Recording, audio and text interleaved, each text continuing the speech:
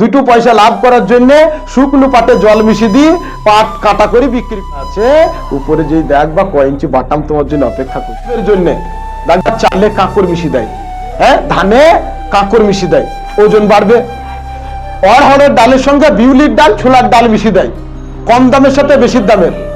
হ্যাঁ, তুমি দেখবা বেসনে অন্যান্য উপাদান মিশিয়ে দেয়, সরিষার তেলে শিয়াল কাঁটার তেল মিশিয়ে দেয়, মুনাফা লাভের জন্য।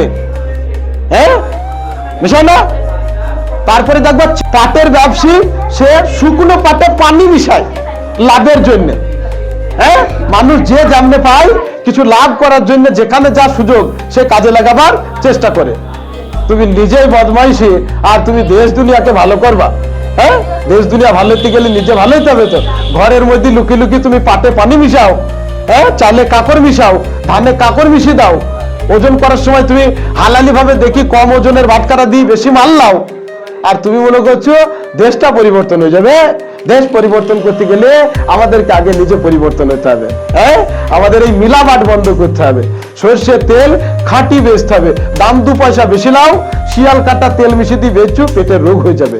হ্যাঁ, বিউলির ডাল, ছোলার ডাল, অড়হরের ডাল মিশিয়ে দিয়ে বেসন তৈরি করছো, ওই বেসনে বিভিন্ন ভাজা ভুজু খেয়ে ল্যাথেরিজম রোগ হবে।